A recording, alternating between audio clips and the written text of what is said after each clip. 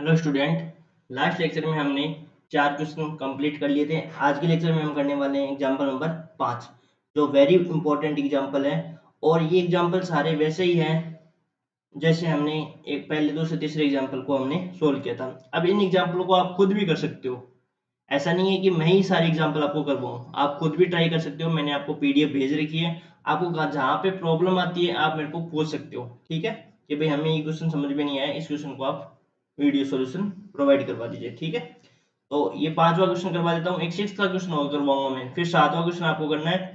और उसके बाद में एक्सरसाइज के करो तो आप अपनी इच्छा अनुसार कर सकते हो, ठीक है। फिर अपन अगला फॉर्मेट टाइप 2 पढ़ेंगे, ठीक है। तो देखो एग्जांपल नंबर 5, सोल्व। इसको सोल्व करना है x plus 2 d two Y by D x two minus 2x plus 5 d Y by D x plus 2y equal to x plus 1 e की पावर x।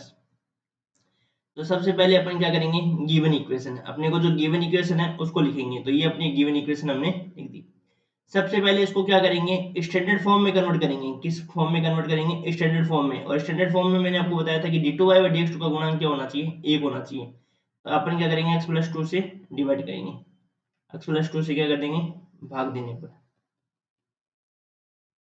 x प्लस 2 से भाग देने पर। तो x plus 2 से भाग देंगे तब अपने पास इक्वेशन 1 अपने को मिल जाएगी। फिर अपन क्या करेंगे, स्टैंडर्ड फॉर्म से इसकी कंपेरिजन कर लेंगे। तो अपने पास p की वैल्यू अपने पास ये हो जाएगी और q की वैल्यू अपने पास 2 अपॉन x प्लस 2 और r की वैल्यू अपनी हो जाएगी, ठीक है। अब देखो इसमें अपने को पहले एक CF का एक भाग निकालना है। तो CF का भाग निकालने के लिए मैंने आपको बताया था कि आपको ये सब ट्राई करके देखना पड़ेगा। 1 plus p plus q equal to, यदि 0 हो रहा है तब इसका CF का भाग हो जाएगा y बराबर e की पावर x।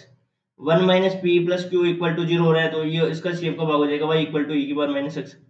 इसके अलावा ये भी आप कर सकते हो, m square plus p m plus q equal to 0। यहाँ पर एम की वैल्यू 1 रखोगे तो ये मिल जाएगा, और एम की वैल्यू माइनस 1 रखोगे तो ये मिल जाएगा। तो अपने को 1 और माइनस 1 रखने पर तो नहीं मिल रहा है, मतलब ये दो नहीं मिल रहे, इसका मतलब एम की वैल्यू रखने पर भी नहीं मिलेगा। तो इसका मतलब अपन को एम की वैल्यू क्या रखनी पड़ेगी, 2 रखनी पड़ेगी। तो एम की वैल्यू 2 रखेंगे तो देखो यहाँ पे एम की वैल्यू को क्या रख दिया, 2 रख दिया। तो 2 रखो, अब 2 का square plus p 2 plus q equal to 4 plus 2 p plus q. इसको सोल्व करो।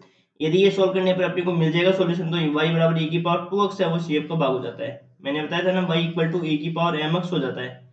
m की जितनी वैल्यू रखते हैं ना वही उसका CF का भाग हो जाता है। तो इसको हमने जब रखा, इसका एलसीएम वगैरह लेकर सोल्व किया तो हमें क्या मिला, हमें मिला m square plus p m plus q equal to 0 अपने को सोल्व मिल गया। तो इसका मतलब y इक्वल टू e की पावर 2x है, वो शेप का भाग हो जाएगा। फिर अपन क्या करेंगे, dy बाई डी एक्स निकालेंगे, D two Y by D x two निकालेंगे। ये हो गया y इक्वल टू e की पावर 2x है, वो शेप का भाग हो गया। ये इसके शेप का भाग हो गया। तो सॉल्यूशन अपने पास ये लेंगे, ठीक है। अब D Y by D x निकालेंगे, D two Y by D x two निकालेंगे। तो D Y by D X निकालने के लिए v को छोड़कर इसका डिफरेंशिएशन कर देंगे और इसको छोड़कर v का डिफरेंशिएशन कर देंगे। तो अपने को ये स्टेप मिल जाएगी।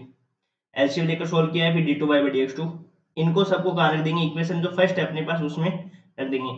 जैसे हमने इसको यहाँ पे पुट किया तो देखो e की पावर 2x सब में आ रहा है, e की पावर 2x इसमें भी आ रहा है, e की पावर 2x इसमें भी आ रहा है, e की पावर 2x इसमें भी आ रहा है। तो e की पावर 2x को हम क्या ले लेंगे, यहाँ से रिमूव कर देंगे। तो e की पावर 2x को जैसे हटाएंगे तो यहाँ पे क्या बचेगा अपने पास, e की पावर 2x से भाग दे देंगे। तो e की पावर 2x का भाग दे देंगे, इस वाले पद में कट जाएगा, इस वाले पद में कट जाएगा, इसमें कट जाएगा, और इसमें अपन भाग देंगे तो e की पावर माइनस x है, वो बच जाएगा।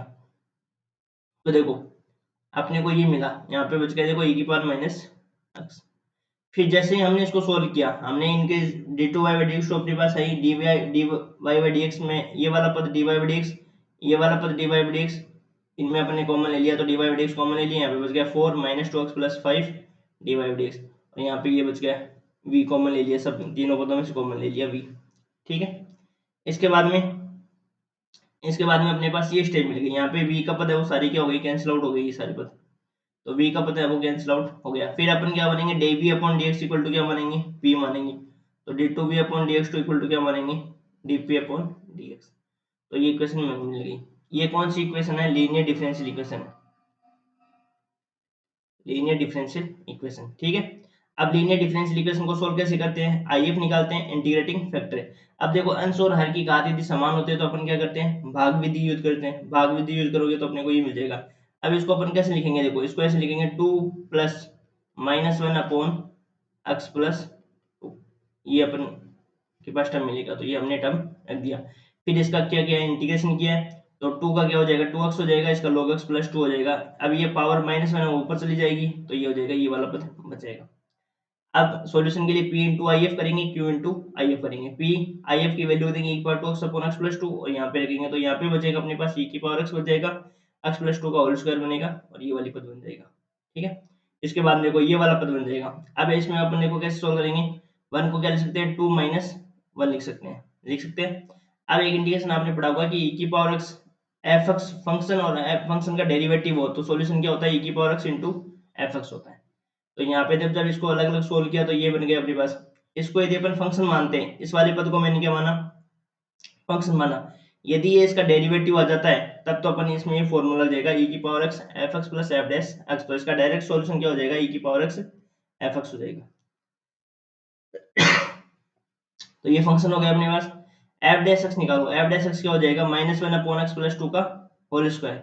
तो ये अपने पास सॉल्यूशन हो गया। अब कुछ नहीं करना, बस इसको सोल्व करना है, इधर p रखना है अपने को और सारे पदों को उधर भेज देंगे। फिर अपन क्या करेंगे p की जगह रख देंगे वैल्यू dv अपॉन dx, फिर चरों के पृथक्करण विधि यूज करेंगे, चरों के पृथक्करण से चरों के पृथक्करण यूज करेंगे तो यहाँ से इसका तो v हो जाएगा, इसका अपन इंटीग्रेशन करेंगे तो ये माइनस e की पावर माइनस एक्स हो जाएगा और इसको फर्स्ट इंटू सेकंड से सोल्व करेंगे। फर्स्ट इंटू सेकंड से जैसे सोल्व करेंगे तो फर्स्ट इंटू सेकंड का क्या होता है सॉल्यूशन, फर्स्ट ऐसा कैसा सेकंड का इंटीग्रेशन माइनस फर्स्ट का डिफरेंशिएशन और सेकंड का इंटीग्रेशन और फिर टोटल का इंटीग्रेशन करते हैं। ठीक है, इस हिसाब से आप सोल्व कराएं, इसमें सारी स्टेप लिखी हुई है आपकी, तो इसको सोल्व करना है और सोल्व करने के बाद में आपका लास्ट सॉल्यूशन आपके पास ये मिल जाएगा y equal to v e की पावर 2x। अब देखो मैंने इसको थ्योरी को पहले क्यों लिख लिया, क्योंकि देखो ये सोल्व करोगे तो आप आराम से कर लोगे। मैंने हर एक स्टेप इसमें लिखी है और जिन्होंने भी चैनल को लाइक नहीं किया शेयर नहीं किया सब्सक्राइब नहीं किया वो चैनल को सब्सक्राइब कर ले, और भी वीडियो आने वाली है इस चैनल पे। ठीक है, आपको लगभग कंप्लीट कोर्स करवाया जाएगा। ठीक है, थैंक यू।